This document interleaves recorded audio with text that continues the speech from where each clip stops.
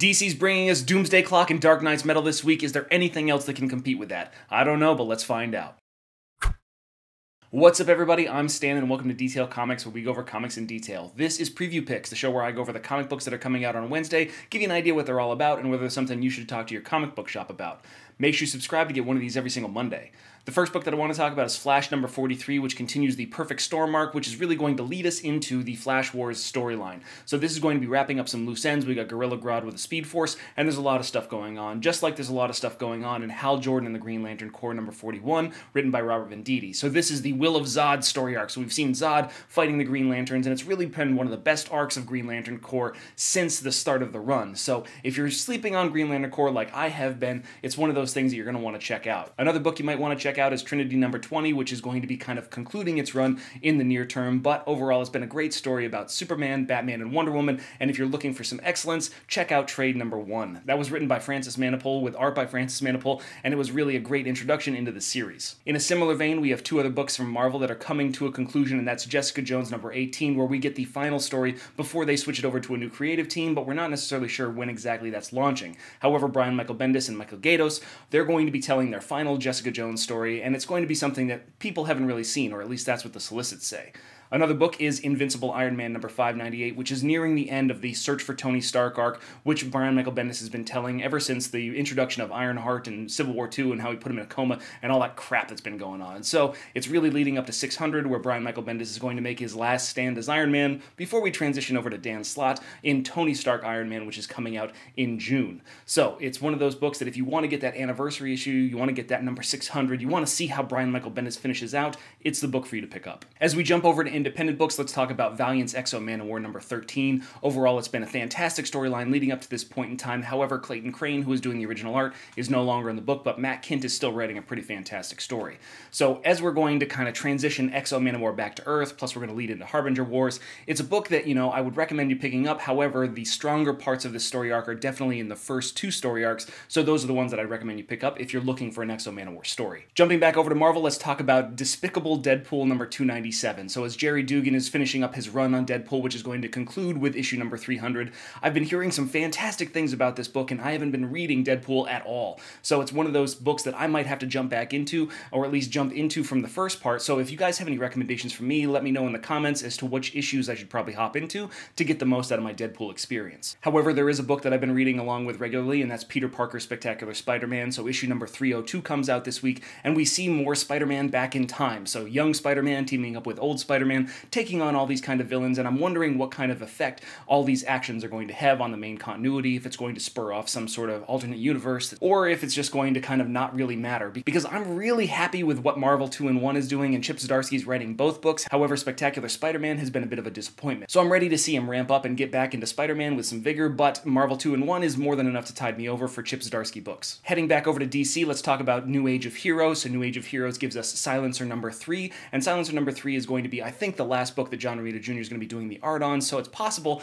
that I'm going to be hopping on for issue number 4, because Silencer has been a really strong character, at least an individual character, but not necessarily my favorite art style. However, my favorite art style, or one of my favorites, is Terrifics, and Terrifics number 2 comes out as well, written by Jeff Lemire, and it's pretty terrific. I'm really enamored with this whole aspect. I'm excited to see what we get into inside the Dark Multiverse. So Terrifics number 2 is a must pick up for me, and one that I'm recommending for you guys. We'll dive back over into independent books and talk about Image's Hit Girl number 2 from Mark Millar and Ricardo Lopez Ortiz. So Ricardo Lopez Ortiz has a very unique art style, so I can understand if not everybody is really looking to get into this book because of the art, but I tend to look past that. The other thing is that the storyline for Hit Girl isn't necessarily as strong as I would really like it to be, so it's one of the books that I'm going to pick up issue number 2, but it might not hold my interest for nearly as long as where I'd want it to. But if we're talking about telling a story, we've got to go over to Mara, Queen of Atlantis number 2, which is coming out. So this is going to be following along with the Aquaman storyline, which we got the backstory of Wrath last week, and what we're going to be getting this week is Mara's story. So this is going to be her battling Ocean Master, or at least that's what it looks like on the cover. So I'm excited to see where this goes. Hopefully they're going to give Mara a little bit more development, because last issue all she did was get her ass kicked and sit in a chair and talk to some people. So hopefully there's a bit more action for this badass Queen of Atlantis. Speaking of being a badass, though, the Hulk has just been tearing up the Avengers. He's just been destroying everybody. He almost killed / saved the Red Hulk's life. He whooped on the Vision. Now he's got Simon Williams, Wonder Man, who's kind of outside the vault as he's trying to track down Voyager, get this last Pyramoid, and if the cover's any indication, we're going to see Rogue and everybody else finally jumping back in there to take on the Hulk. I'm really excited for Immortal Hulk and what this story is bringing to that character, so I can't wait to see where this one goes, and it's the most excited I've been for No Surrender since the beginning of it. So if you've been missing out on this entire series like I have, I would recommend jumping back in at 684 or clicking on the card that's up in the left-hand corner and checking out what I did for 684 and 685 as far as videos. Another book that you should be checking out is over on DC, though, and that's Detective Comics 977, and this is James Tynion IV wrapping up his run on Detective Comics. The Batman Eternal storyline is going to be his coup de grace, his coup de grace when it comes to the finality of his run, and overall it's been one of the most excellent books out of DC Rebirth that I could possibly recommend to people. I'm really excited to see where this one goes, and then overall collecting these things as a trade is going to be a fantastic experience. I'm really excited to see where Eternal ends, and then how they can kind of set that up from Brian Hill, who's going to be taking over for a short period of time on Detective after we finish up the run and before we get into No Justice. Then when we talk about finishing up runs, we have the end of the Mayor Fisk arc in Daredevil number 600. So this is a giant size anniversary issue. It's the last part of Mayor Fisk, which has been one of the best storytelling pieces of Daredevil so far, and I'm really excited to see where this one goes, but I'm really hesitant to see what kind of impact it's going to have after the fact. I really like the idea of Mayor Fisk, and if only one book's diving into it, I don't necessarily see it as having nearly enough benefit to the MCU. It really needs to be something that's a bit more long-term so that way we can feel the gravity of this kind of decision. But when we're talking about anniversary issues, we also have to celebrate Saga number 50, so reaching 50 issues for a series is actually super important simply because in independent books it doesn't happen that often. You've got exceptions to the rule like Walking Dead and Invincible from Kirkman, but getting over 50 issues, hell, getting over 10 issues as an independent book is an achievement, and Saga from Brian K. Vaughan and Fiona Staples has been a fantastic read. If you haven't caught up on it, go grab the trades because it's a great experience. However, now that we're talking about great experiences, let's talk about Dark Knights Metal. So Metal has finally reached its culmination. We're at issue number 6. We've had the Murder Machine, the Red Death, the Drowned, everything that's going on with this. We finally got to the point where Hawkman was lost, or Batman was lost, and Hawkman was found, and there's so much stuff that's spinning out of Metal, but Metal number 6 is going to give us the conclusion before we break everything apart again and go into No Justice and a whole bunch of other stuff that's planned out for this. So Metal number 6 is going to be the culmination issue, and I'm planning on doing an extensive review on this book, so make sure you tune in to get one of those. However, Doomsday Clock number 4 also comes out with this week, so there's 2 books that are going to be competing for your money, and Doomsday Clock is on that much longer schedule. It's going every other month now, so that way Gary Frank and Jeff Johns can tell their story. The big thing is Doomsday Clock going to matter when it comes down to the finality of DC's Rebirth?